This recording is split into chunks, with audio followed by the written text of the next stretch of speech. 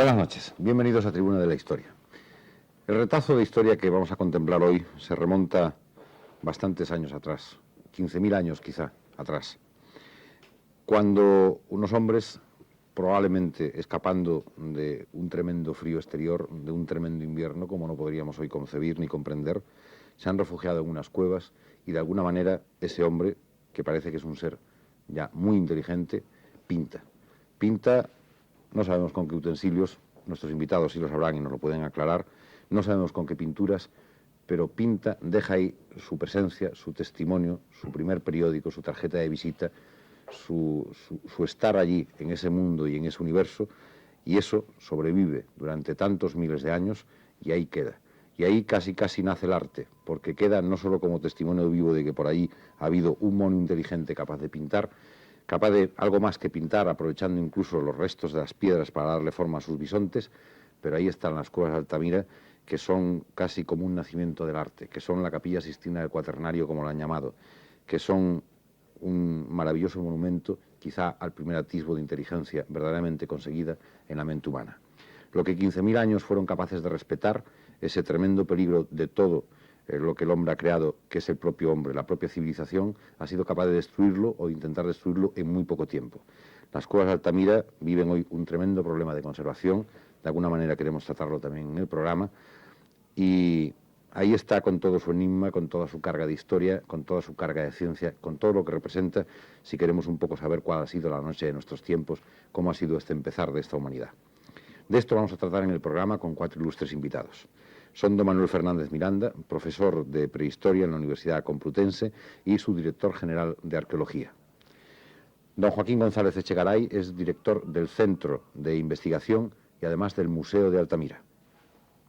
Don Antonio Beltrán es catedrático de arqueología en la Universidad de Zaragoza y presidente de la Junta Superior de Excavaciones Arqueológicas. Y don Francisco Jordá es catedrático de prehistoria en la Universidad de Salamanca. Todos ellos son autores de numerosos trabajos, libros, ponencias sobre un tema tan importante como es el de Altamira, que hoy queremos que, con una relativa extensión, pueda ser dilucidado y tratado en el programa. Vamos a presentarles, como de costumbre, unas imágenes filmadas. Esta vez es un documental dedicado precisamente a esas cuevas increíbles de Altamira. El documental nos parece que es una magnífica exposición y les rogaríamos que retuvieran en su retina las imágenes que ahora vamos a ver, porque ellas van a ser un poco el eje al que nos vamos a referir a lo largo de todo el programa.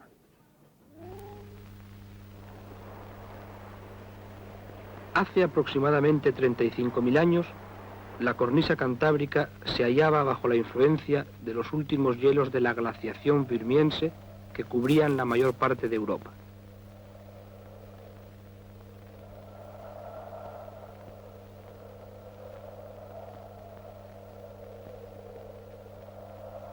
En las zonas montañosas, el nivel de las nieves perpetuas descendió algo más de 1000 metros respecto al actual.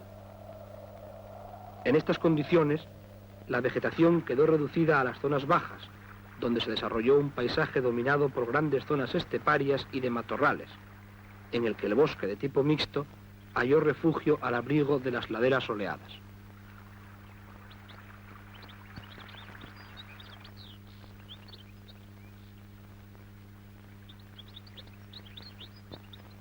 En otros momentos, las zonas próximas a la franja litoral se vieron pobladas de espesos bosques y amplias praderas de gramíneas, al gozar de un clima de tipo oceánico, húmedo y relativamente templado.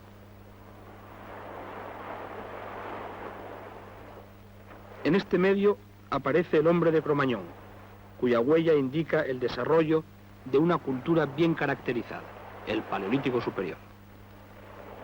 A lo largo de los 25.000 años en que se calcula su duración, el hombre practicó un nomadismo estacional de carácter depredatorio.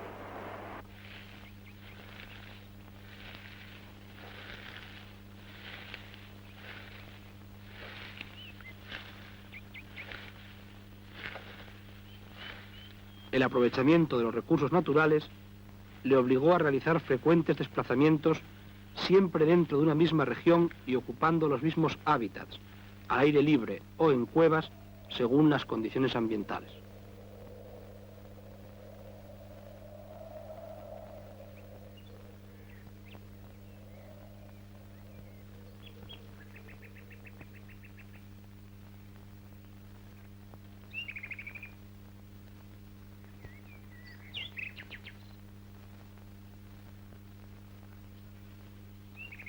A la entrada de las cuevas es donde mejor se ha conservado el testimonio de sucesivas ocupaciones.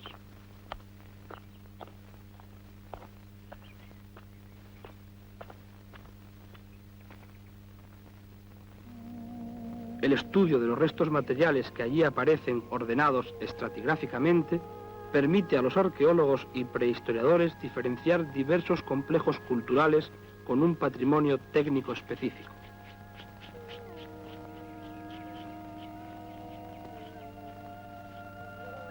Uno de los yacimientos de mayor interés arqueológico es la Cueva del Castillo, donde encontramos una completa estratigrafía de 18 metros de espesor, a lo largo de la cual queda resumida una dilatada ocupación humana durante más de 150.000 años.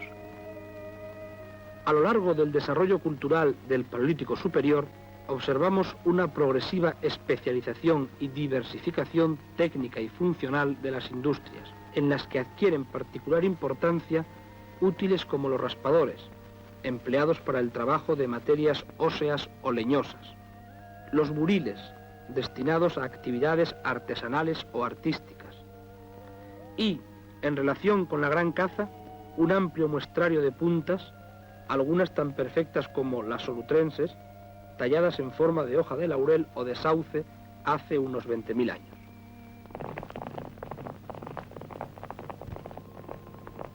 Con estos medios, el hombre se dedicó a la caza de grandes animales, en algunos de los cuales centró su atención artística, como por ejemplo en el caballo, el bisonte,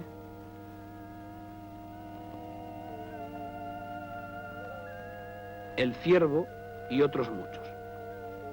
De todos ellos trató de obtener el mismo partido, aprovechando la carne, las pieles, la sangre como aglutinante de los colorantes minerales de sus pinturas y los huesos y astas para fabricar, sobre todo en época magdaleniense, arpones, azagallas o venablos, espátulas, agujas, colgantes y estos singulares objetos denominados bastones de mando, a menudo decorados.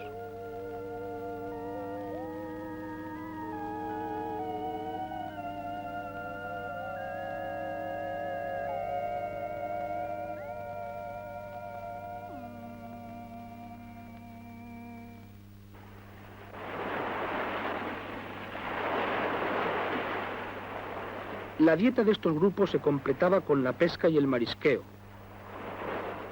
aprovechado también para el adorno personal. A estas actividades hemos de suponer ligada la recolección de frutos silvestres.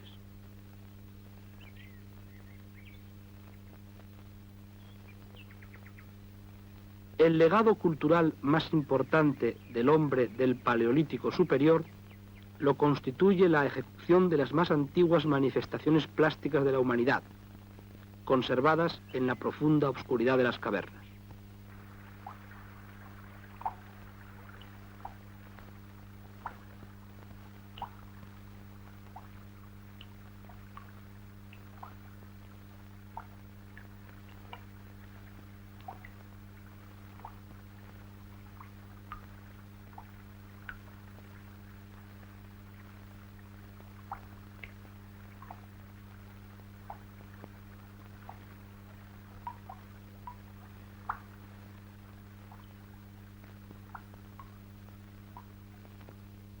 El más grandioso exponente de este arte lo contemplamos en la cueva de Altamira.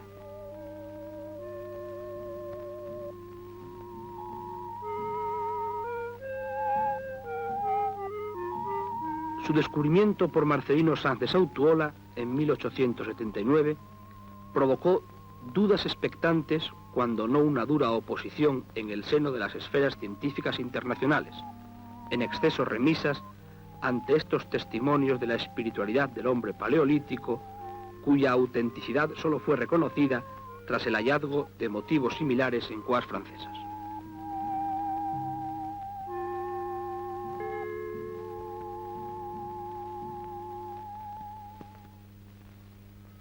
Poco a poco iban apareciendo nuevas muestras de este arte, destacando su extraordinaria profusión en la cornisa cantábrica. En sus cuevas, los motivos representados, además del importante tema animal ya visto, pueden dividirse en dos grandes grupos. Uno de ellos lo integra la figuración de órganos humanos, como por ejemplo las manos, que en ocasiones se muestran mutiladas, quizá de acuerdo con ciertas prácticas rituales. Un amplio muestrario de signos, entre los cuales encontramos esquemas que podemos interpretar como cabañas o trampas,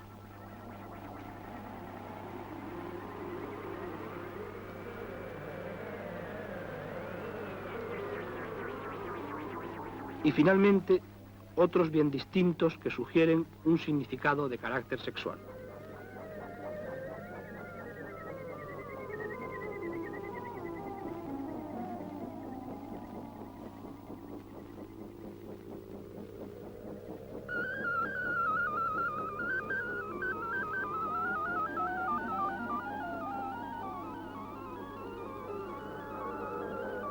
Otro tema lo constituyen un escaso número de representaciones antropomorfas, por lo común enmascaradas tras una apariencia animal. Los grupos humanos del Paleolítico Superior utilizaron diversas técnicas en su quehacer artístico. Unas veces aprovecharon las formas naturales de la roca, modelándolas hasta conseguir la forma deseada.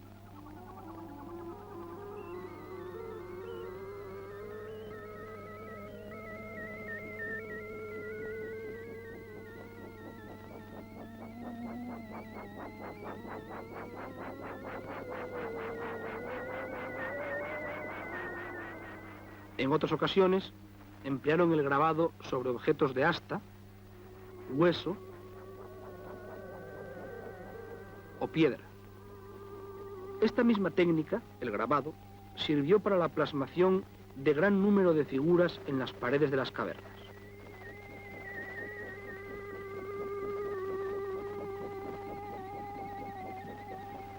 También allí, excepcionalmente, dejó la impronta de sus dedos.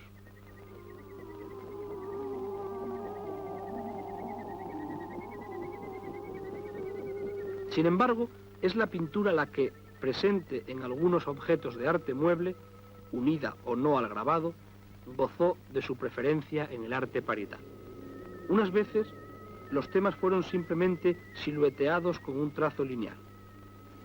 En otras ocasiones, el trazo aparece discontinuo por haberse ejecutado con una técnica de tamponado.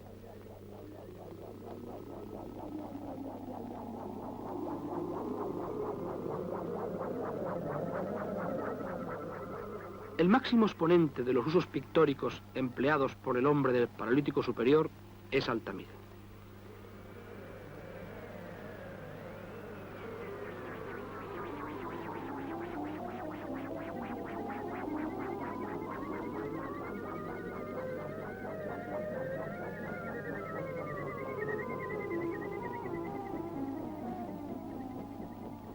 En sus salas y corredores, distribuidos hasta alcanzar una profundidad de 270 metros, encontramos un interesante conjunto de pinturas y grabados, si bien las más famosas se agrupan en el gran techo. Aquí, junto a un sinfín de figuras grabadas, contemplamos siluetas perfiladas en negro.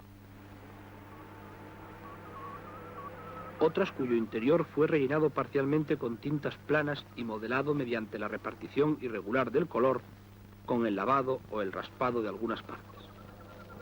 Así, mediante una diferenciación tonal de sus anatomías, se obtenía cierta impresión de relieve.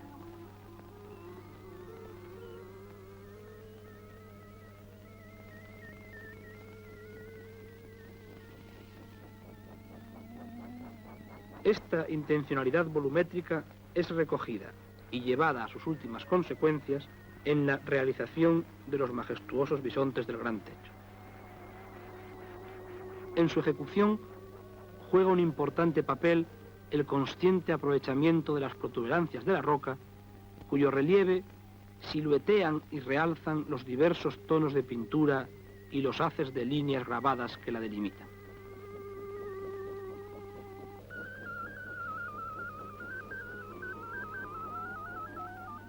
El gran techo de Altamira es, además, un compendio de los temas del arte paleolítico, ya que rodeando a los bisontes aparecen dispuestos otros animales.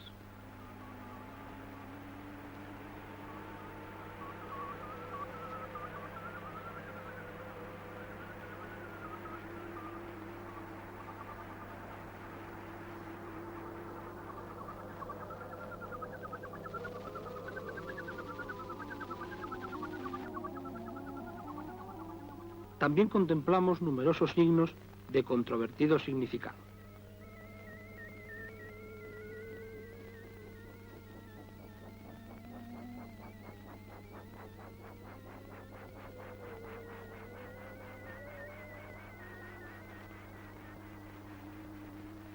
El tema humano queda representado por un grupo de seres antropoides cuya identidad se oculta tras una apariencia animal. Las superposiciones indican que este plafón fue pintado en diferentes épocas. Algunas figuras ocultan total o parcialmente a otras, lógicamente más antiguas. Este aspecto concuerda con el hallazgo arqueológico de una ocupación solutrense seguida de otra magdaleniense y datada por carbono 14 entre el 13.550 y el 11.950 a.C.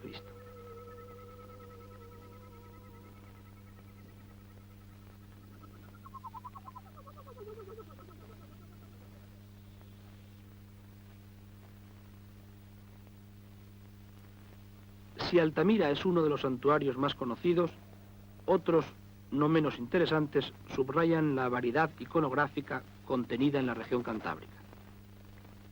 Tal es el caso de la cueva asturiana del Pindal, donde además de estos motivos encontramos una de las pocas representaciones de mamut existentes en la península ibérica.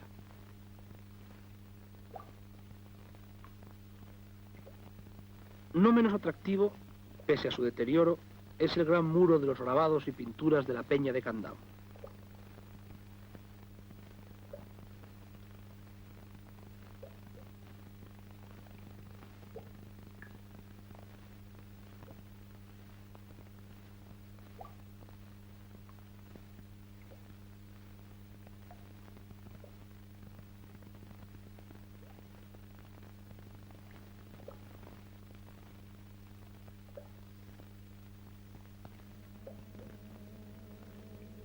En ella destaca, por la espectacularidad de su situación, la agrupación de figuras de su famoso camarín.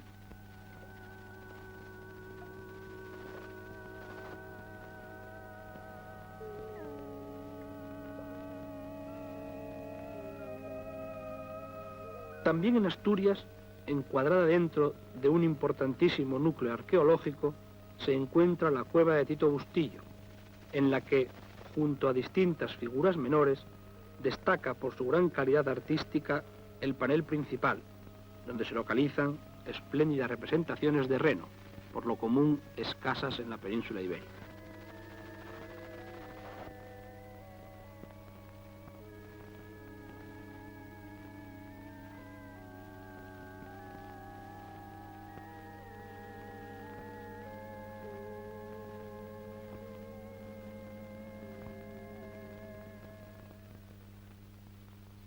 El enclave de Montecastillo, sobre el Valle del Pas, constituye una de las más sugestivas y personalizadas agrupaciones del arte rupestre paleolítico en Europa occidental. Sus entrañas dan cobijo a una enorme cantidad de pinturas y grabados distribuidos en las conocidas cuevas de Castillo, Las Monedas, La Pasiega y Las Chimeneas. Esta variedad iconográfica y la riqueza arqueológica del yacimiento excavado en el umbral de la cueva del Castillo dan idea de la importancia del lugar en época paleolítica.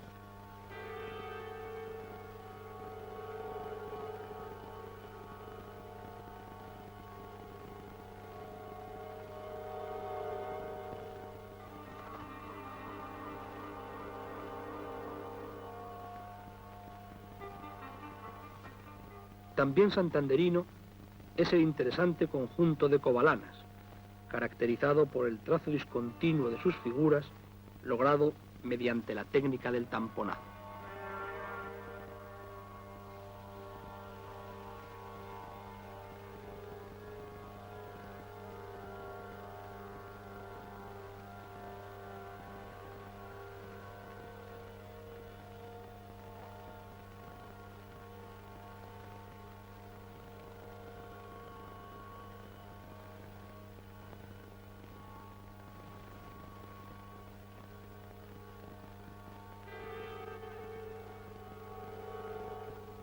Una de las estaciones donde el grabado adquiere su más pura y expresiva definición es en la también santanderina cueva de Hornos de la Peña.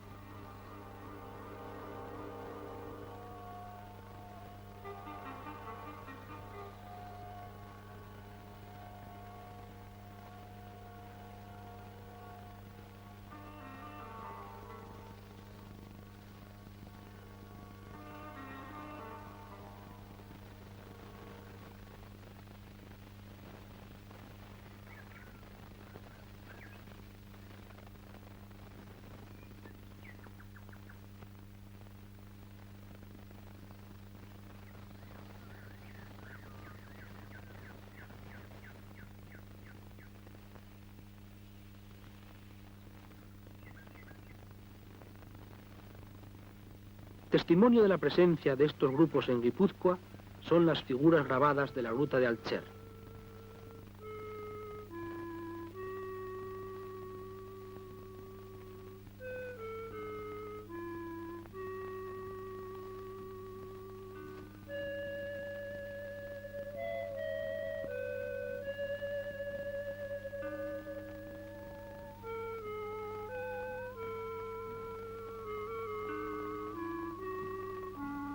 Otro extraordinario conjunto vasco es el del santuario de Caín, donde de nuevo encontramos representada la figura del caballo.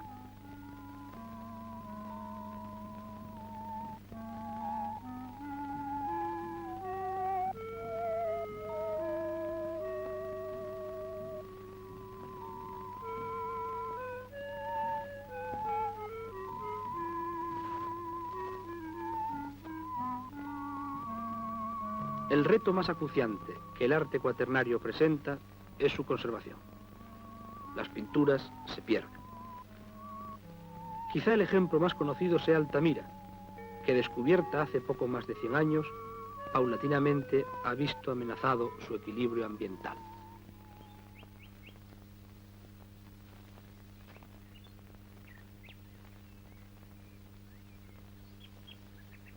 El microclima de la cueva, aislada durante tantos milenios, ha experimentado graves alteraciones a raíz de diversas modificaciones en la estructura interna y externa del recinto.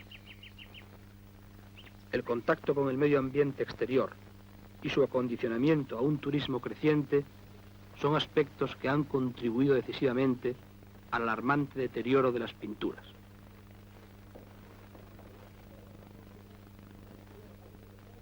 Algunas de ellas se ofrecen hoy cubiertas parcialmente por formaciones calcáreas, cuando no son el triste documento del desaprensivo trato recibido por parte de algunos visitantes.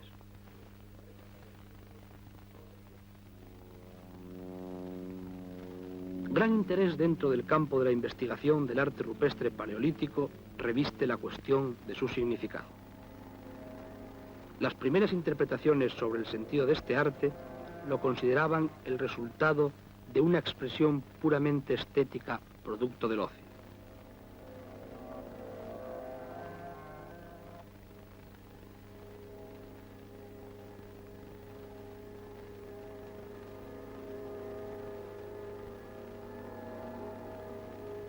La crisis de la teoría del arte por el arte se produjo a raíz del avance en el estudio de los pueblos primitivos actuales, lo que hizo suponer cierto sentido propiciatorio ligado a prácticas mágicas en relación con la caza y la fertilidad.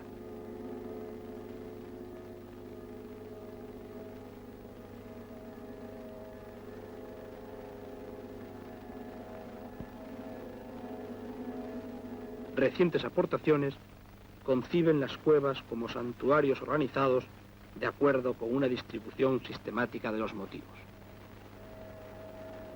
Animales y signos aparecen regularmente asociados, traduciendo la contraposición de dos principios, primero interpretados con un significado sexual y más tarde como dos fuerzas abstractas. Así se atribuye al arte paleolítico un contenido simbólico.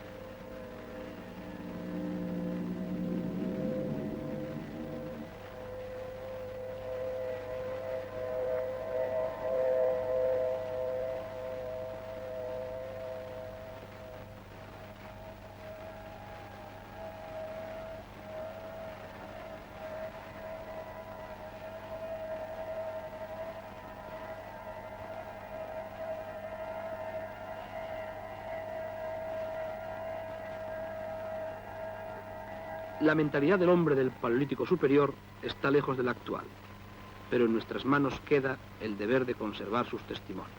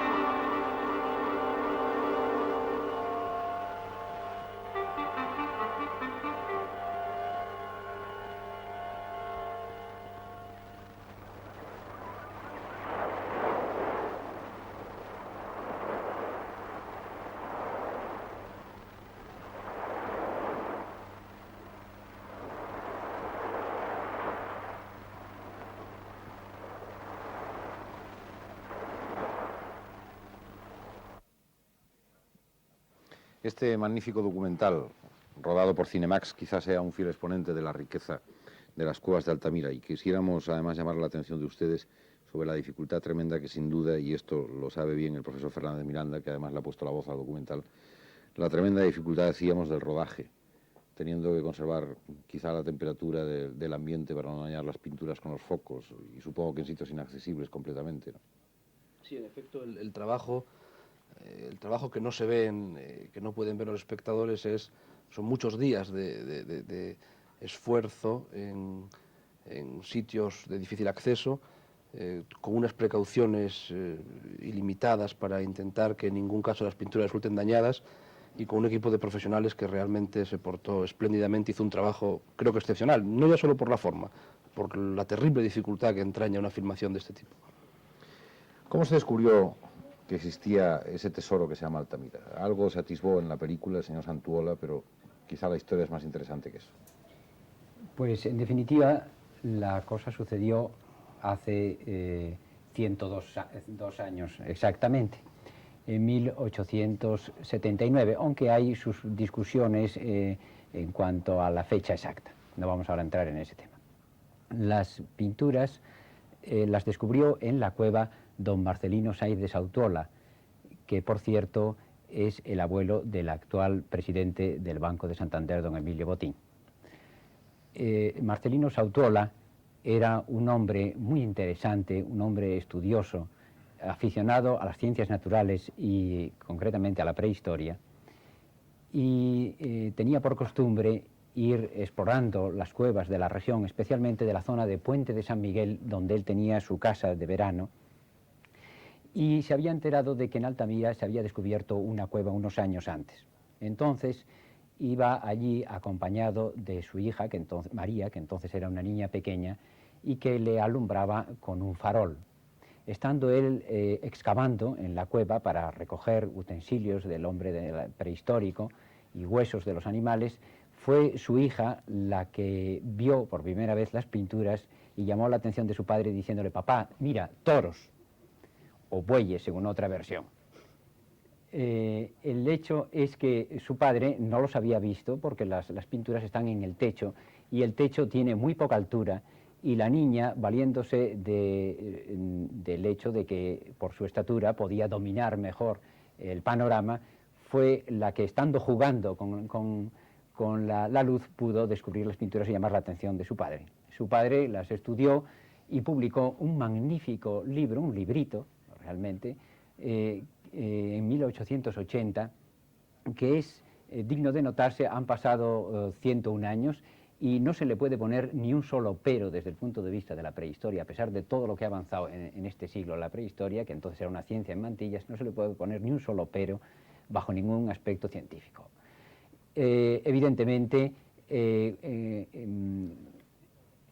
toda la prehistoria oficial de entonces, representada singularmente por la prehistoria francesa, se opuso a la atribución de las pinturas de Altamira a una época prehistórica.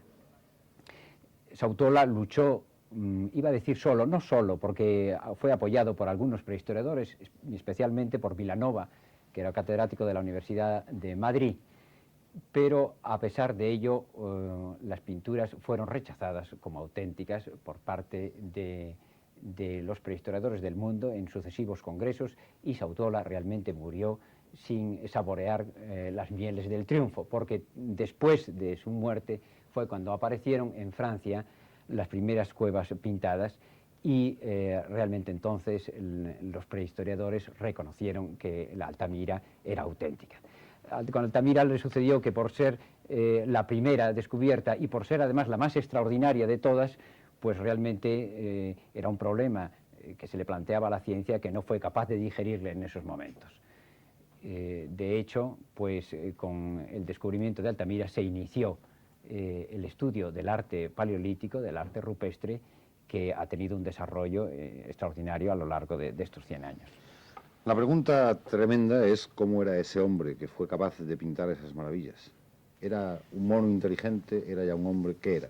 Era un hombre inteligente y era un hombre capaz de pintar Altamira, valga la perogrullada.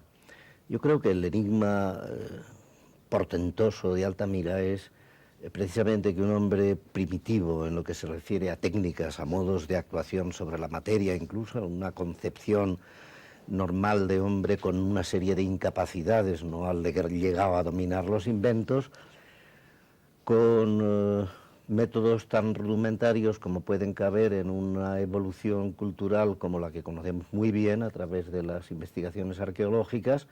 Llega a tomar colores minerales, a mezclarlos no sabemos cómo, quizá haya que hablar de eso en esta sesión, y de repente hacer Altamira u otras cuevas.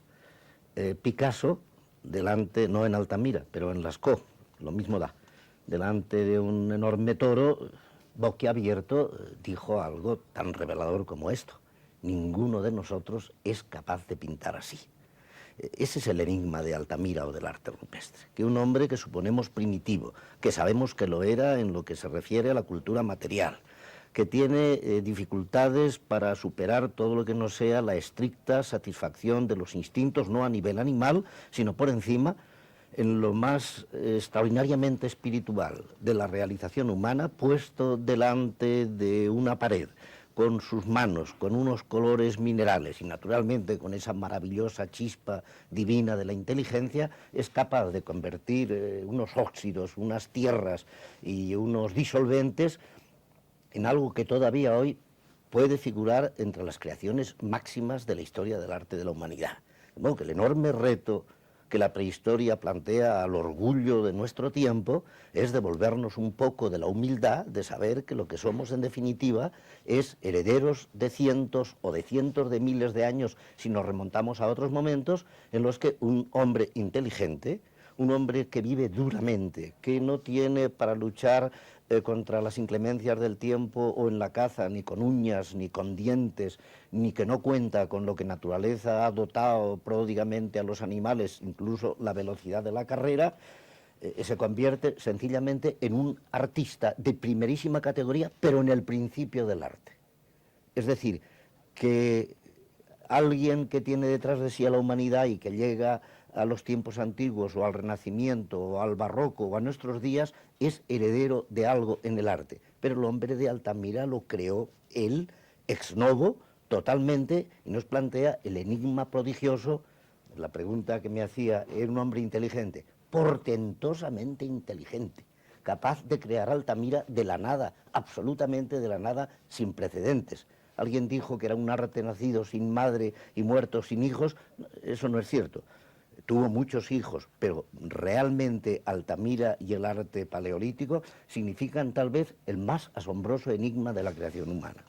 Profesor Jordá, el enigma, como dice usted, evidentemente nos parece tremendo. Es decir, para llegar a esa perfección en el dibujo de un bisonte o de un caballo, es inevitable que hay que hacer bocetos antes, que tiene que haber ensayado, que no lo ha pintado un solo hombre, sino muchos hombres. Tal vez, ¿cómo era ese entorno? ¿Cómo es posible ese desarrollo de inteligencia del que usted hablaba? ¿Cómo vivía ese hombre para de repente, en un momento de su triste o oscura vida del momento, decir, voy a hacer arte? Bueno, es una necesidad.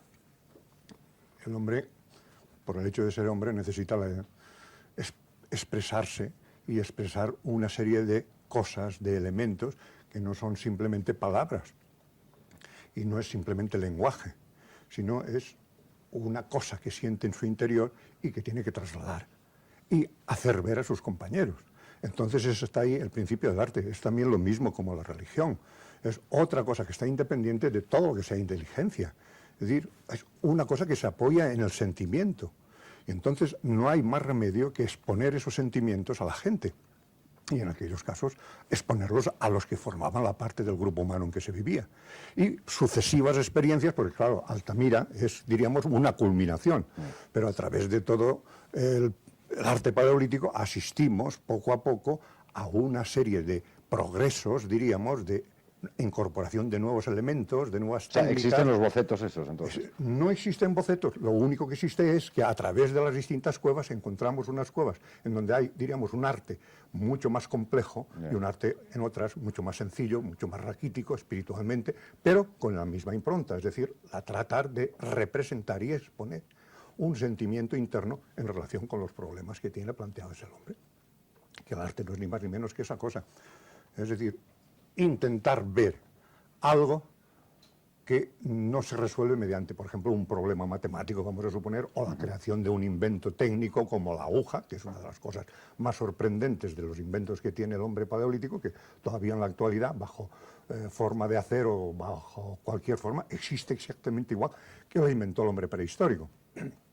Y entonces en el arte también ocurre exactamente lo mismo, es decir, es un invento que se perfecciona y expresa todos esos procesos de tipo sentimental que existen en el interior del hombre y que además el grupo necesita esa orientación para comprender también a otra serie de problemas y a raíz de una serie de experimentos, podríamos decir, va formando una serie de representaciones y como la base fundamental de la vida del hombre en aquella época era el animal, era cazador por excelencia y la caza dominaba toda su actividad, entonces es lógico que ocupe como centro de esa representación, como centro de esa expresión general, el animal ocupe el centro, y de ahí esas bellas figuras que tenemos de Altamira y de otros sitios, la cueva Tito Bustillo, por ejemplo, son extraordinarias, y que nos encontremos con un proceso perfectamente acabado que se inicia, como digo, en un momento determinado, a los comienzos del arte del mundo paleolítico,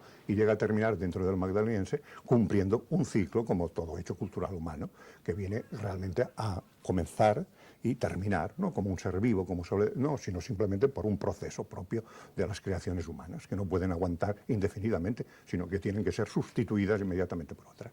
Bien, vamos a hacer una pausa y seguimos enseguida con el coloquio.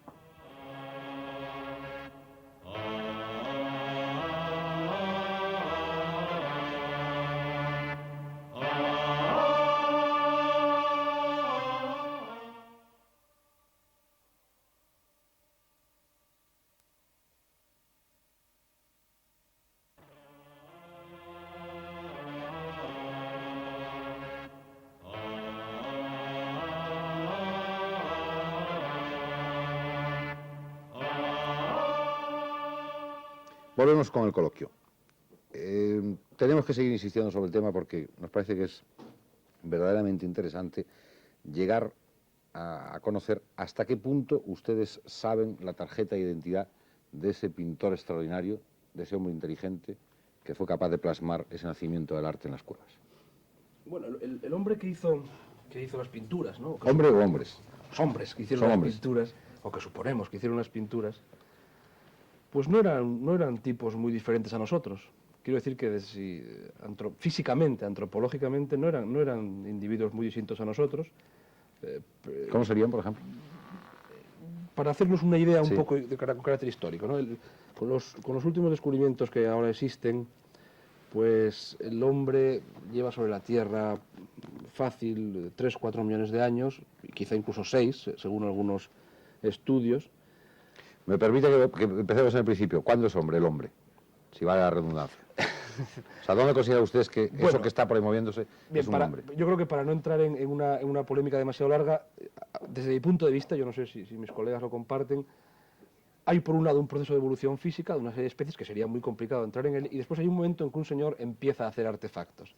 Entonces, particularmente yo considero que se puede empezar a hablar de hombre cuando un individuo empieza a tener una serie de elementos culturales y empieza a transmitirlos y empieza a cambiar el uso, digamos, natural de las manos, de las garras, por otro tipo de herramientas que sustituyen en parte esa actividad.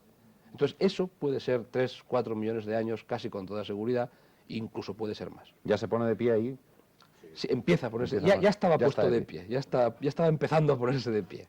Bien, entonces hay una serie de especies y cuando llegamos al Paleolítico Superior y cuando llegamos a Altamira, que es el final casi del Paleolítico Superior, el hombre pertenece a la misma especie que nosotros, lo que llamamos el Homo sapiens sapiens.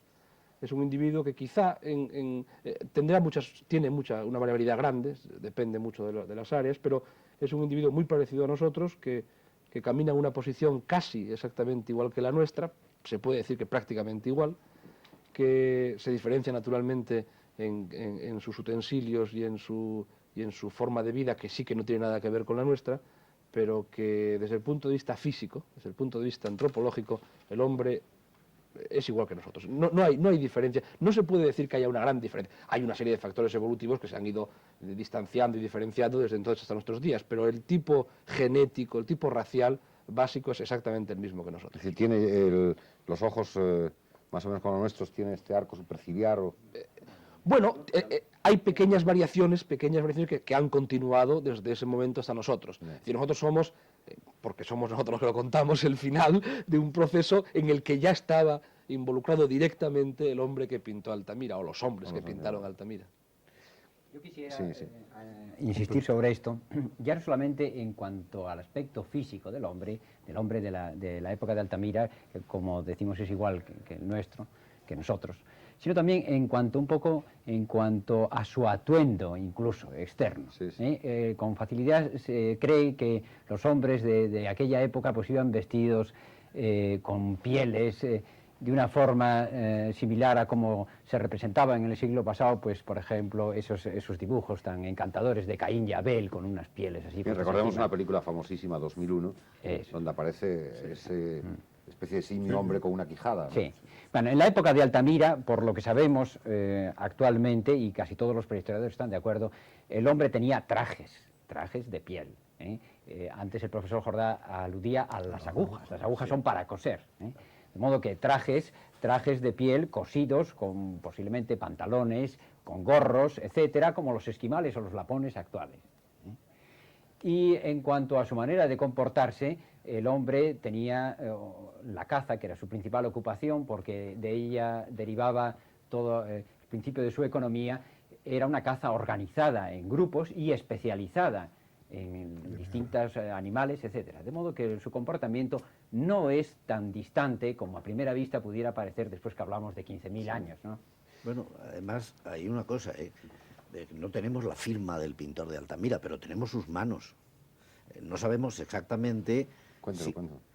Claro, tenemos las manos de Altamira en Altamira mismo y en muchísimas cuevas. Y unas veces o tienen mutilaciones, otros piensan que no hay mutilaciones, sino que son los dedos encogidos en una serie de signos misteriosos en relación con la caza, más o menos discutible. Otros piensan que son santuarios de manos, como uno francés, en donde lo que hay es los pobres dolientes que van a curarse de enfermedades Como de en las Galicia manos. los esvotos que ponen manos de Exactamente. Pero la realidad es que independientemente de lo que las manos signifiquen, mutiladas o enteras, la realidad es que en muchos sitios, con la finalidad que sea, como medio de captación de los animales, como llamada de atención encima de una entrada, como quiera que fue, están las manos. Y hay manos finas, delicadas y largas de mujer. Y hay manos de hombre. Y hay manos de niño. Hasta hay una mano de niño que está puesta sobre la pared a la fuerza, porque a los dos lados de la manita, en Gargas, en una cueva francesa, se notan las escoriaciones de la piedra, que quiere decir que el adulto que sujetaba aquella mano hizo la fuerza suficiente para que el niño se estuviera quieto con la mano mientras se pintaba alrededor. Es decir, que de una manera un tanto libre podríamos pensar que el hombre no solamente nos ha dejado los huesos y los cráneos y el grosor de las paredes craneanas y por lo tanto permitirnos hablar de capacidades craneanas, de inteligencias en relación, sino que además yo creo que hay ese mensaje maravilloso de una mano que se nos transmite. Cuando una vez documentamos una serie filatélica de arte rupestre y buscábamos el retrato del artista o la firma del artista, no la había, y entonces pusimos unas manos de la Cueva del Castillo porque piensan muchos prehistoriadores que precisamente el principio que permitió al hombre el dominar con su inteligencia a todo su entorno fue la liberación de la mano.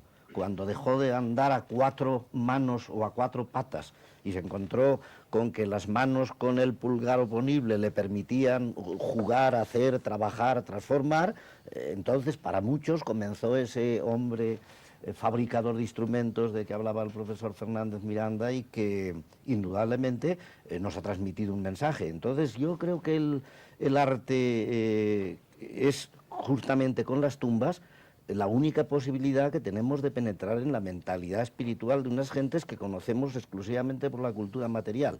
Y cuando pensamos que es un hombre pues, que fabrica artefactos, que se reproduce, que lucha instintivamente para remediar el hambre, que caza con la habilidad que tienen todos los primitivos, no solamente se entierra y se entierra con provisiones y con utensilios que significan que piensa en una creencia de por encima de la cesación de actividades materiales y de la putrefacción de la materia, sino que además pinta y además, yo creo como un rasgo de elegancia, planta las manos sobre la pared y nos permite la emoción extraordinaria de acercarse, poner una luz, poner la mano entre la pared y la luz y encontrarse con que uno casi puede estrecharle la mano al que pintó en una cueva, por lo menos a través de la sombra, y creo que el mensaje más emocionante, mucho más que el artístico, es sencillamente encontrarnos con la mano del hombre vivo que pintó. ¿Sería posible, ustedes que son detectives del tiempo, sería posible conocer cómo serían 24 horas de la vida de ese hombre? Hombre, tanto como eso... Quiero decir, su hábitat, qué comía, qué hacía, cómo sería la jornada de trabajo. Realmente no hay posibilidad porque entonces, en principio, tampoco existía delegación de trabajo. Pero usted sabe mucho más. Pero lo pasaba muy mal seguramente. Pero el problema, claro, la realidad es que tiene que buscarse la comida constantemente. Es decir, la base fundamental de toda actividad del hombre primitivo es una base de tipo económico. ¿El clima en el que se desenvolvía cómo era? Muy distinto al actual. Posiblemente en la zona cantábrica tuviesen una temperatura semejante a la que existe en la actualidad en los lapones, entre los lapones, en la Laponia, poco más o menos, en Finlandia, ¿no? Es decir, en la zona. En el Mediterráneo, pues quizás estarían un poco más frescos que en la actualidad. No llegaba a ser tanto como en el norte, como en la zona cantábrica, pero desde luego frío hacía y mucho mayor que ahora. ¿Estaban marcadas las estaciones, por ejemplo, o no? Sí, igual, enteramente igual. Lo único que pasa es que hay diferencias porque realmente, claro, las estaciones en un país en donde abunda la nieve, ya se ha dicho antes, ¿no?, que el nivel de las nieves perpetuas llegaba casi a los 1500 metros de altitud, y tenga usted en cuenta que el bosque actual tiene hasta 1500 metros de altitud como máximo, o sea que se rebajan 1000 metros y el bosque antiguo del Paleolítico queda a 500 metros. O sea que les queda un espacio muy poco y además lleno de nieve, sobre todo en las épocas invernales, y esto decide generalmente la vida. Y buscan precisamente, como la vegetación es escasa, y no tienen grandes variantes, entonces van a dedicar sus esfuerzos a la caza. Y entonces pues, no hay más remedio que pensar que el hombre, desde que amanecía hasta que anochecía, estaba buscando el modo y manera de hacerse con una presa, de cazar. Aparte de que podía dedicarse él, su mujer, las mujeres o los niños a la recolección de objetos, de elementos vegetales o de conchas marinas o de mariscos en las zonas costeras, pero fundamentalmente es la caza y dirige todos sus esfuerzos a eso. Ahora, dentro de la caza pues hay múltiples aspectos porque, claro, tenemos desde los primeros tiempos, la caza es un elemento rudimentario, casi seguramente el hombre acosaba al animal en grupo y se lanzaba contra él, desafiando todo peligro, hasta que consigue separarse del animal. Es decir, esta mano de que el profesor Beltrán habla se supera a sí misma y busca el instrumento, que es la prolongación de la mano, y con la prolongación de la mano pues se consigue la caza a distancia, que supone primero la zagalla, lanzar la zagalla, luego el propulsor, que es el que propende a llevar más lejos la zagalla, y finalmente, ya en una época muy posterior a Altamira, para mí se inventa el arco, que es todavía una técnica de caza muy superior ya, porque se caza planificando posiblemente ya desde puntos de vista y desde puntos determinados, al ojeo, como podríamos decir ahora, o al rececho. Y entonces, pues esas cazas existían. Y seguramente cazó el hombre durante muchos y muchos años con trampas. Es decir, que posiblemente hay un hecho muy palpable, y que no es de la época de Altamira, sino de mucho antes, que es el cazadero que existía en Torralba, en donde se cazaban elefantes, aparte de otros animales, ¿no? Porque hay elefantes porque existía un clima relativamente cálido y semejante en parte a un clima donde hay elefantes en la actualidad, en la India, por ejemplo. Y entonces seguramente los arrimaban a un terreno pantanoso en donde la dificultad para andar del elefante era mayor, y entonces se mataba al elefante como se podía. No sabemos exactamente. Ahora, eso sí, se han encontrado los huesos en sucesión anatómica, es decir, que se ha encontrado una pierna con todos sus elementos, lo que nos indica que cortaron la pierna y se fueron comiendo la carne en el mismo sitio. Y no se la transportaban a casa ni para congelarla ni ponerla en la nevera, sino simplemente in situ, en la misma parte, en la misma zona, pues iban despedazando al animal. No solamente cazaban elefantes, estaba también el hipopótamo, el reno, etcétera, vamos, una serie de... el rinoceronte, perdón. Esta referencia a la forma de vida creo que puede ser, enlazando con la pregunta que me hacía usted hace un momento, puede ser importante, quizá para los telespectadores, entender la actividad económica quizá como la mejor diferencia del hombre paleolítico con nosotros.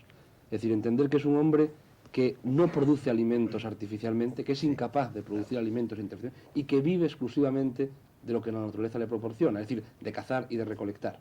Quizá la mayor, quizá no, con toda seguridad, la mayor diferencia entre el hombre de Altamira y nosotros es que mientras que nosotros tenemos los alimentos producidos los que queremos, o más o menos los que queremos, sin embargo el hombre de Altamira tenía que estar constantemente preocupado por la caza y por la Pero me recolección. parece que eso es un depredador indudablemente e es incapaz de producir sus propios alimentos hasta mucho tiempo después.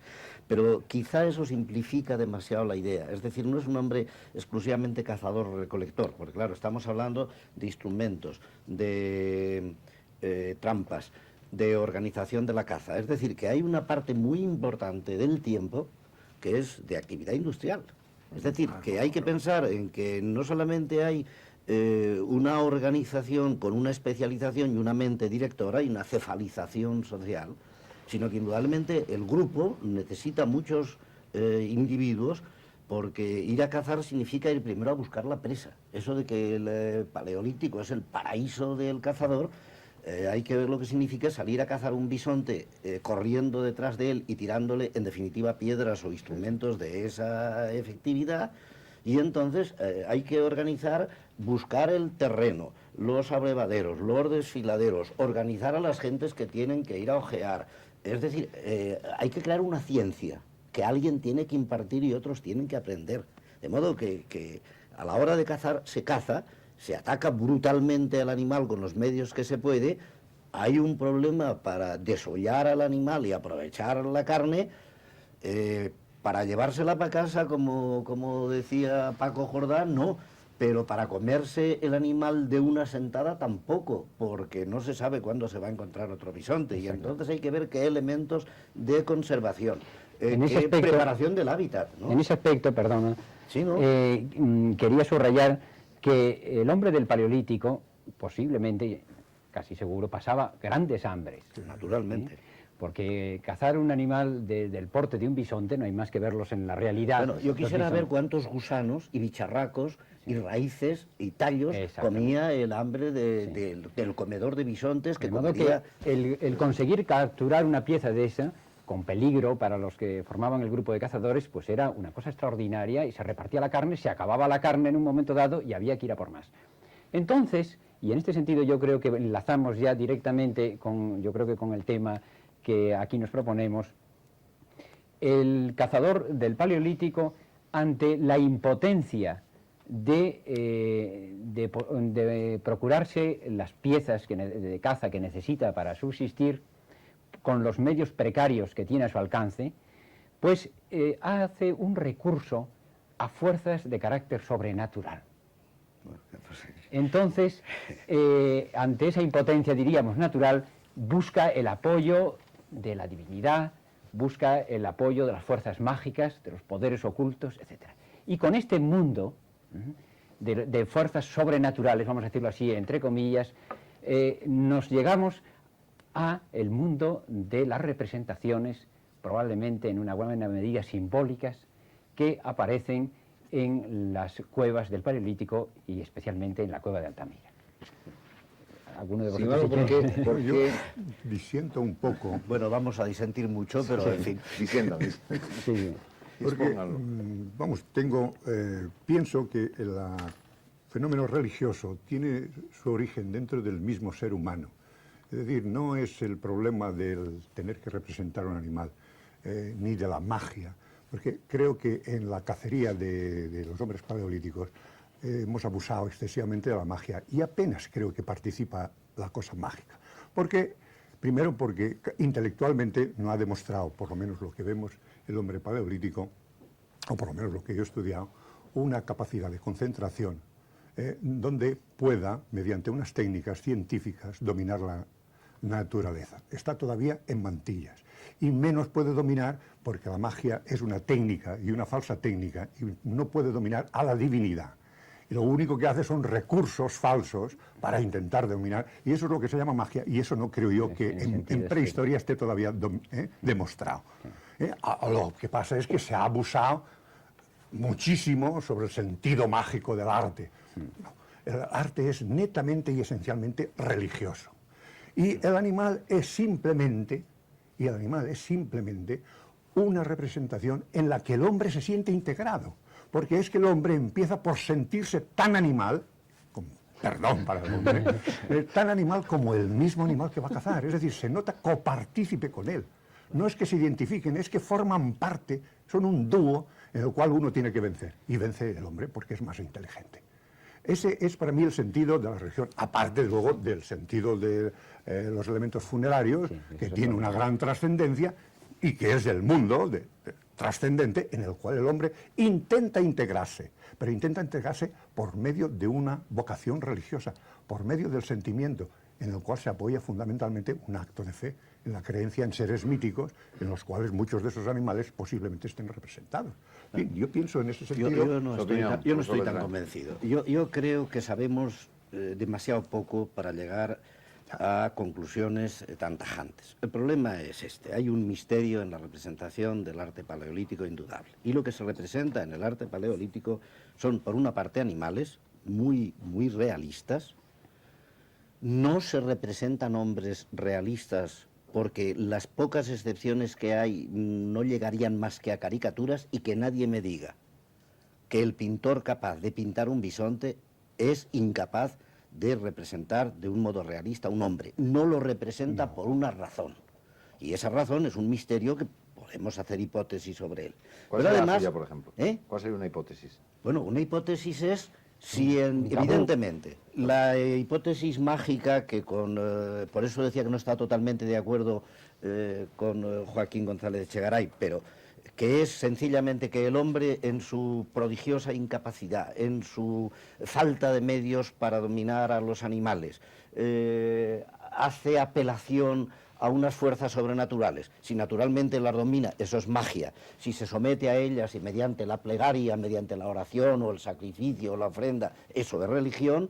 Si sencillamente lo que quiere cazar el animal vivo a través de la aprehensión de la imagen que pinta, y por el mero hecho de pintarla ya la aprehende, pero además hay un caballo que tiene alrededor toda una serie de manos cercándolo, que parece como si evidentemente estuviera cercado por los hombres. Y hay otras veces en donde los animales están heridos con flechas, y hay otras en donde están prácticamente agonizando.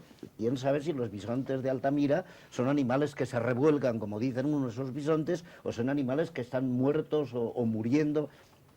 La hipótesis sería esta: si el hombre piensa que la representación que realiza sobre una pared o sobre un objeto semejante le permite adquirir una fuerza sobre el animal que representa, y es un medio de captación, y eso sería más o menos magia ayudado por esas fuerzas impalpables que gobiernan los mundos para someterlo, entonces no representa hombres.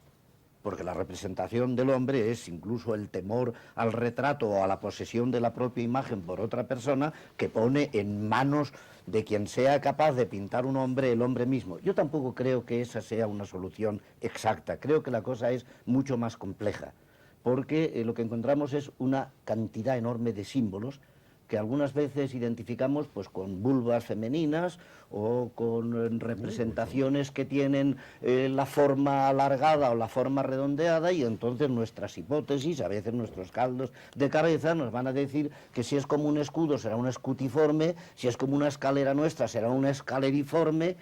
Pero la realidad es que son signos que lo que quieren decir es que el hombre está realizando una abstracción respecto de unas ideas muy complicadas. Entonces, alguien por capricho, por una simple expresión artística, no se va a pintar a las profundidades de la cueva para que no lo vea nadie, con mucha pena, cuando llega y realiza de una manera organizada, porque hay animales que están siempre al final de la cueva. Hay otros animales que están siempre al principio de la cueva. Hay otros que están organizados. Hay una cueva donde todos los animales que están pintados son bisontes, menos un caballo a la entrada. Y hay una galería junto a ella en donde todos los animales son caballos, menos un bisonte a la entrada. Es decir, el pintor está realizando un acto que yo llamaría social, de acatamiento a unos principios de tipo general, religiosos, entre comillas, mágicos, entre comillas, que le permiten indudablemente, y en eso creo que tiene razón Joaquín González Echegaray, que le permiten en su enorme incapacidad encontrar unos asideros para luchar contra las dificultades de cada momento. Pero eso no es religión, porque toda religión entre comillas. Ni siquiera entre comillas, porque es que realmente toda religión tiene una estructura. Y es igual, la creencia es la misma en todas partes. Se crea en una cosa o se crea en otra. No conocemos la estructura. Pero la estructura está bien clara en esto. Es decir, asistimos, tú mismo lo has dicho, a la presencia de símbolos. Claro, claro. Y asistimos a la presencia de ciertos ritos. Por lo menos podemos suponerlos. Y por lo tanto podemos suponer que existían mitos. Sí, sí, desde luego que sí. En todo caso, esa es la estructura siempre en que se basa una religión, es decir, en una creencia. Y entre esos mitos, y entre esos ritos, y entre esos símbolos, siempre hay unos personajes, vamos a llamarle, entre comillas o entre paréntesis, en donde nos encontramos con que siempre es la representación mítica de la divinidad. Exacto. Esto, y la representación, lo mismo que dice el profesor Beltrán, que no se representa al hombre por temor a que la imagen... No, si yo no creo que se representen ahí hombres. Ahí se representan entes míticos. Para mí son entes míticos. A mí me parece que Es decir, es fundamental, para mí por es este fundamental camino esto. demasiado especulativo, ¿no? Sí. Yo estoy de acuerdo, me parece que no tenemos base para hablar de religión. En todo caso, religión entre comillas, bueno, es una fórmula aceptable, me parece a mí. Pero yo, mágico entre comillas, yo menos comillas, yo sí creo que podemos intuir en las representaciones del arte rupestre paleolítico, que podemos intuir ciertas prácticas mágicas. Es decir, que por lo menos podemos pensar que hay una cierta estructura mágica, que es social, por supuesto, que es social porque es mágica y viceversa. Esto creo que es evidente. Lo mágico siempre es de orden técnico, no de orden social ni de orden religioso. Bueno, de orden técnico, porque a una sociedad le hace falta tenerlo como técnica. No, porque la técnica es la que desarrolla la magia. Bueno, de todas maneras, a mí me parece muy... ten en cuenta que la simple explicación de una magia de caza es lo que nos sirve. Porque los animales que se representan a veces no son los animales que coinciden con los restos de cocina que encontramos en la misma cueva. Eso es evidente. Es decir, no se pinta el animal precisamente que se va a cazar, sino el animal que representa... Y ahora es un catálogo zoológico me he de la cansado de fauna que había poner... allí. No lo es. Bueno, eso no lo es. ocurre en ciertas No lo cuevas es. y en otras no, ¿eh? No lo Es es. decir, en determinadas cuevas se representa el animal tipo de esa zona. Bueno, claro, si Hombre, no se representan los que no hay porque no los Claro, no los representamos los herbívoros. Bien, Eso de acuerdo, parece no bien. se representan los que no hay. Y, por ejemplo, se representa el toro en los comienzos del arte paleolítico y en cambio se representa más el bisonte en los momentos finales. Sí, no, del que arte no ¿Por es qué no una- se representa lo porque- que parecería que sería lo más temible o lo más, no sé, símbolo de la divinidad para el hombre primitivo, como podría ser a lo mejor el trueno o el rayo o Es el que a lo fuego? mejor uno de esos símbolos que no conocemos es el Está trueno o el representado. rayo. Es que el Es bisonte decir, puede ser el Oye, trueno, ¿no? problema. Y si En todo además el rayo, resulta ¿no? que el bisonte, como hay un profesor francés, piensa que es un principio femenino y el caballo un principio masculino, o como otros piensan que es una agrupación, ¿por qué en el gran techo de Altamira, puesto que vale más la pena de hablar de nuestra cueva que de otras, hay ese predominio de bisontes cuando nos consta que el hombre es comedor de cualquier herbívoro en general y no solamente de eso? No hay más que una cierva, hay un jabalí porque el otro parece que es otro bisonte. Es la representación en ese lugar de Altamira, porque si nos vamos a las galerías, pues son abundantes los cérvidos, en cambio que en el gran salón no hay. Es decir, creo que no podemos entrar en una simple magia de caza y que no hay más remedio que pensar en un mundo misterioso. Estoy dispuesto a no llamarle religión, ni magia, ni nada, pero un mundo misterioso en donde el hombre está entablando un diálogo con unas fuerzas impalpables a través de una representación plástica, cuya representación plástica son signos, son símbolos y son animales, animales tan rotunda y absolutamente naturalistas y artísticamente, estéticamente también dibujados, que no hay duda de los que son toros, caballos, ciervos, bisontes. Entonces, todo eso, lo que no es banal. Es decir, que eso, entre comillas, siempre es un santuario, no cabe la menor duda. ¿Cuál es la posición del hombre frente al ente del santuario? Eso es lo que quizás no sepamos nunca. Si un hombre que está moralmente de rodillas rezando en una religión a una cosa organizada, o sencillamente imponiendo... El principio de la magia es, si yo hago lo que está exigido por los principios generales y lo hago correctamente, esas fuerzas superiores se sujetan a mi voluntad. El principio de la religión es, ahí está la voluntad suprema a la cual yo me muestro propicio con una ofrenda, con un sacrificio, con una plegaria. Tiene razón Jordá. Indudablemente eso supone un ritmo de organización que desconocemos, pero que las personas que penetran en Altamira, que se plantean el problema de realizaciones técnicas complicadas, que crean incluso escuela, porque luego resulta que lo que se pinta en una cueva lo encontramos con el mismo convencionalismo a muchísimos kilómetros, de modo que eso se difunde, están indudablemente realizando un acto social en beneficio de una comunidad para lograr un fin concreto y determinado. Y ese fin, que no conocemos, corresponde a un mundo de cazadores y recolectores en la economía y de gente capaz de creer en que más allá de la muerte hay algo y en una representación estética. Ese es el mundo. Usted preguntaba muy bien qué es lo que hacía el hombre a lo largo del día. Una parte importante del día pensar en los muertos, pensar en qué hay después de la muerte, pensar en el misterio de la vida y encontrarnos símbolos femeninos en las cuevas, pensar en cazar y luego pensar en todo ese mundo misterioso que las cuevas nos dicen que existía. Pero sabemos tampoco que todo lo que estamos diciendo tenía razón. En todo caso, me alegro haber suscitado el tema, porque ha dado lugar a una conversación, y creo que se podría resumir diciendo, puesto que yo le he suscitado, que en todo caso, sea magia o sea religión, que parece lo contrario de la magia, es en cualquier caso el producto, las pinturas, el arte paleolítico, el producto de una actividad espiritual por parte del hombre. Y eso es lo más importante para nosotros. Bien, ahora la otra cuestión que sería muy interesante que ustedes aclararan es hasta dónde pueden ustedes llegar en sus investigaciones a situar cronológicamente en el tiempo la edad de estas pinturas y sobre todo que esas pinturas nunca puedan ser superchería. Porque la técnica de la falsificación ha rizado ya el rizo hace mucho tiempo. Ahí está el Mir de Ori con sus obras que ningún marchante es capaz de distinguir dónde empieza un Velázquez o dónde termina un Greco. Sí, no, y en el mundo de la arqueología prehistórica hay falsificaciones famosas, ¿no? Que están recogidas en los manuales, ¿no? Bueno, no de pintura, también de pintura rupestres, que nos hayamos dado cuenta de que eran falsificaciones, pero que existen, ¿no? No, son dos cosas diferentes, quizá, ¿no? Entonces, la primera, sobre asuntos de cronología.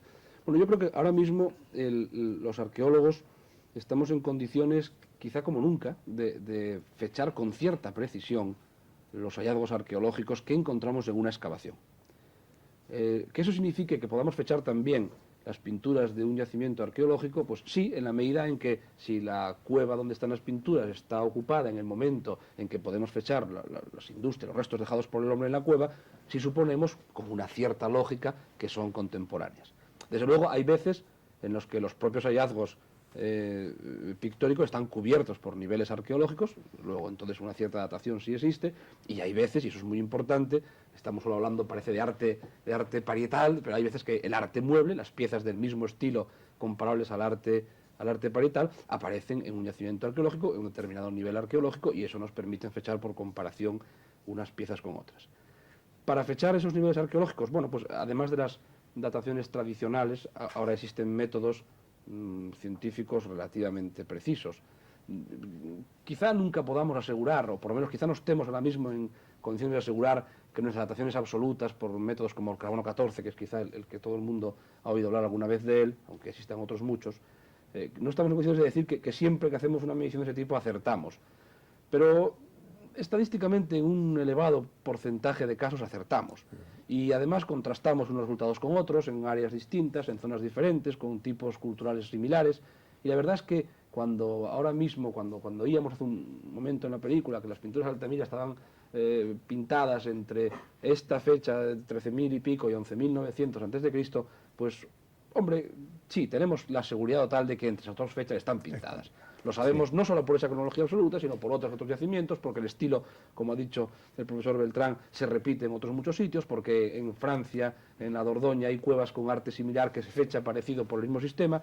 Entonces, si partimos del supuesto de que la utilización del yacimiento coincide con la fecha de la pintura, del acto de pintar en la caverna, nosotros, desde luego, la fecha de la utilización del yacimiento sí la tenemos, bueno, con un margen de seguridad, yo diría muy elevado. Es decir, de hecho, comparado con cómo se hacían estas cosas hace 40 o 50 años, súper elevadísimo, con una gran precisión.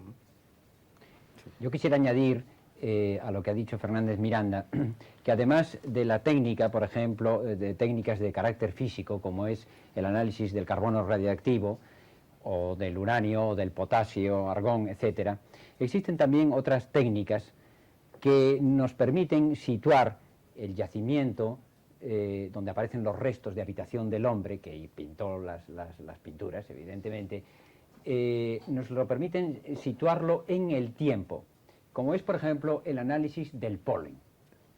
Los granitos de polen que van suspendidos en el aire de las plantas penetran en la puerta de la cueva, naturalmente, y se depositan sobre la tierra.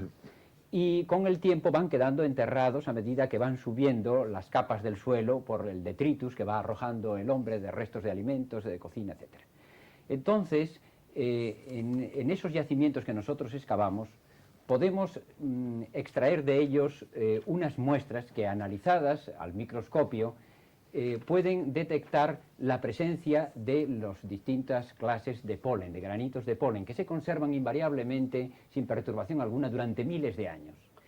Y por el análisis de esos granitos de polen podemos saber las plantas que existían en ese momento dado y las variaciones en el clima, puesto que muchas de las plantas son muy sensibles al clima. De tal manera que nosotros, estudiando un yacimiento, podemos ver todas las variaciones que ha habido de más frío, de más humedad, de más calor, etc. Y podemos situar una determinada cultura, incluso unas obras de arte que aparecen en el yacimiento, grabados sobre hueso, etc., lo podemos situar bastante bien en el cuadro que nosotros conocemos de la evolución del clima y del medio ambiente durante el Paleolítico, que más o menos corresponde a unas fechas que ya conocemos previamente. Y los animales. Y lo mismo ocurre con Y los luego un factor que es, creo, de primerísima categoría cuando se habla de arte, que es el estilo. Es decir, discutimos muchísimo y no nos pondremos, perdón, nunca de acuerdo en la evolución puramente estilística de las formas, pero hay algunas que son absolutamente seguras de un momento determinado, porque los hemos encontrado en el yacimiento arqueológico, en el arte mueble, con la misma seguridad, y entonces sabemos perfectamente que comienzan las figuras con un trazo lineal, fino, muy suelto, de mucho movimiento de muñeca del artista, y que luego hay unos trazos gruesos, repasados con el pincel, y esto que veíamos en la película de los hechos con tampón señalado, haciendo el mismo trazo grueso, y que luego se modelan los cuellos, o por ejemplo las partes oscuras, y que luego hay tintas planas, y que luego se llega a una combinación de, se llaman polícromos en Altamira, yo creo que no hay más que dos colores, o la sabiduría de lavar, de raspar y buscar, y todo esto es realmente una evolución de tipo técnico que podemos, por lo menos de un modo relativo, si no absoluto en fechas, poder decir esto es anterior a esto otro. Pero discutimos mucho y distamos muchísimo de estar de acuerdo, lo cual quiere decir que no tenemos mucha seguridad. Hay una narración, no sé si es de un periodista norteamericano, pero que podría valer aquí, y ustedes podrán determinar si esto podría ser real o no. Después de un próximo ataque nuclear, desaparece prácticamente toda la civilización en la Tierra y entonces la civilización se vuelve a reconstruir. Total, que dentro de 2000 años, un arqueólogo de dentro de 2000 años descubre, pues por ejemplo en el Mediterráneo, un avión de hoy que transportaba una armadura. Sí. El arqueólogo inmediatamente dice, los pilotos de ese año vestían así. Si solo hubiera ese avión y esa armadura, probablemente sí. Pero solamente hay una En eso no caemos. Es decir, nosotros sabemos, por ejemplo, que Augusto, por ejemplo, coleccionaba monedas y que por lo menos podemos encontrar la colección de monedas de Augusto que no son de época de Augusto. Claro, el problema es, si no tenemos otro medio de conocimiento más que el avión y la armadura, estamos perdidos. Pero esperemos que quede algo más. Y entonces lo que no quedará más remedio, si hay un principio elemental de conocimiento, de saber que el hombre abandona la armadura exactamente a partir del siglo XVII, va dejándolo solamente en piezas y hasta la guerra europea, en que recobra de la armadura el casco, en las trincheras no se vuelve a tomar. Entonces, eso teóricamente sería posible. En la práctica, en el estado actual del conocimiento de la prehistoria, es imposible que una cosa de esa suceda. Bien, vamos entonces a la conservación de las cuevas de Altamira. ¿Qué ocurre? Ahora es un tema que está sobre el tapete de la discusión. ¿Qué ocurre con las cuevas? Las cuevas están cerradas. Bueno, las cuevas se cerraron hace, en el año 77, creo que fue la última vez que se tomó la decisión de que se cerraran. Y las cuevas se cerraron por dos razones que son prácticamente la misma. Por un lado, porque los especialistas en conservación de arte cuaternario empezaron a darse cuenta que las cuevas corrían peligro, y por otro lado, lo que es todavía quizá más grave, porque no sabíamos muy bien cuál era el peligro que estaban corriendo. Es decir, se empezaron a darse cuenta de que una serie de fenómenos estaban produciendo efectos sobre las pinturas sin saber muy bien cuál puede ser el tratamiento adecuado para evitar que eso se siguiera produciendo. Las cuevas se cerraron y desde que se cerraron se iniciaron una serie de estudios. Hay una sucesión de comisiones de científicos que han ido trabajando hasta el momento actual. ¿Cuáles fueron las causas exactas? ¿Cuáles pueden ser los motivos más, quizá los más fáciles de entender y los más... Bueno, pues hay motivos de varios tipos. Por ejemplo, hay unos motivos derivados sin duda directamente de la visita a las cuevas. Es decir, nosotros estamos convencidos de que uno de los factores más importantes de conservación de las pinturas, al menos en aquellas cuevas como Altamira, que son pequeñas, que no son cuevas de unas grandes dimensiones, quizá también en las grandes, pero por lo menos más seguro en las pequeñas, la conservación, digo, es debido a que se han mantenido en unas condiciones ambientales, en un ecosistema especialmente favorable, que cuando se altera empieza a afectar a la conservación de las pinturas. Y la gente, los visitantes, lo alteran, hacen subir la temperatura, hacen disminuir la humedad, aumentan el anhídrido carbónico, etc. Es decir, que evidentemente el que una serie de personas, bueno, no una serie, miles de personas, en el caso de Altamira más de 1.500 personas de ellas muchas veces, entren en la cueva, eso afecta a las cuevas. Si usted me dice, pero ¿se podía medir el grado de afectación? En ese momento no. Ahora estamos empezando a conocer las condiciones naturales de la cueva y podremos ir precisando qué es lo que la cueva admite. Pero aquello fue suficiente para darnos cuenta de que la cueva empezaba a correr peligro, o para que se dieran otros cuenta, porque yo en aquel momento no tenía nada que ver con la construcción de la cueva. Luego hay unas condiciones de carácter, digamos, biológico, que también afectan a las cuevas y que también los visitantes tienen influencia en ellas. El transmitir ciertos gérmenes al interior de las cuevas, ciertas esporas, ciertas bacterias, provoca una serie de fenómenos de germinación que la propia temperatura acelera, el incremento de temperatura, que también afecta a las pinturas. Es el caso de Lascaux, quizá el más conocido, el malverde de Lascaux, pero en fin, en la península tenemos muchos. En Candamo, en Asturias, tenemos una cueva cerrada por un mal muy similar, el mismo mal con una variante muy parecida a Lascaux. Después hay problemas incluso estructurales, que en el caso de Altamira además son muy interesantes, porque de Altamira, gracias a la minuciosidad con que primero Sautola realizó los trabajos y después Breil y todas las comisiones que se han ido sucediendo y grandes investigadores que se han ocupado de Altamira, tenemos una historia clínica casi perfecta de los 100 años de Altamira. Y nosotros sabemos que en Altamira, a la vez que Sautola hacía excavaciones, ya se desprendían bloques de la cueva haciendo correr peligro las pinturas.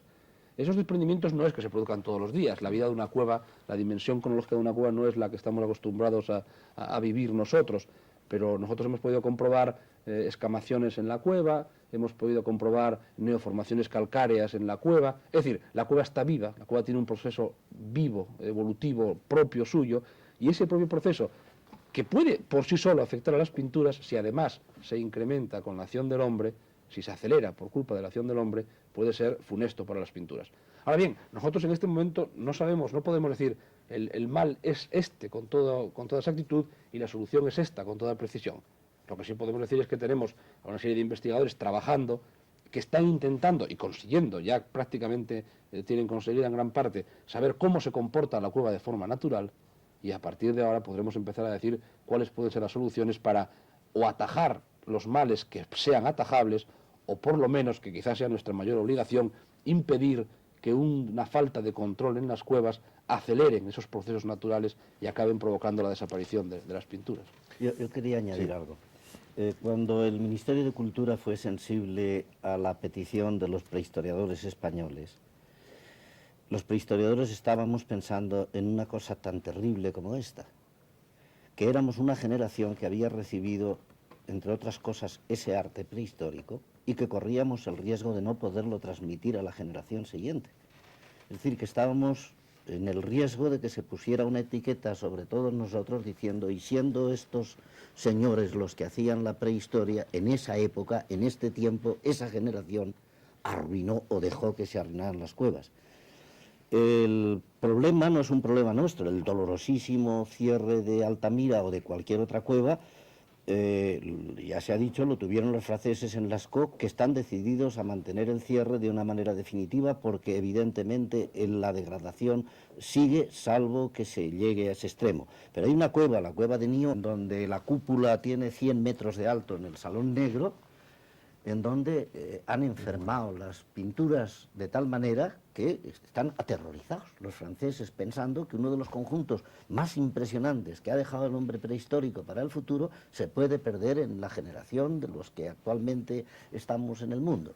Entonces, frente a esa terrible responsabilidad, ese dolor tremendo, se pasa por un dolor mucho menor, evidentemente, que es, por lo menos, tener conciencia absoluta de qué es lo que se puede hacer. Y yo creo que el estudio se está haciendo con tanta seriedad, con tanta meticulosidad, por gente que no son prehistoriadores, sino que entienden de humedades, de degradaciones geológicas, de cambios ecológicos en la cueva, de sistemas, en fin, hace muchos años el gobierno francés gastó lo que entonces nos hubiera parecido a nosotros, nos pareció una cantidad verdaderamente inverosímil, más de 100 millones de pesetas, en hacer una instalación en la cueva de Nió para registrar las alteraciones, y gracias a eso se han dado cuenta de que se estaba muriendo la cueva, pero que se estaba muriendo sin remedio.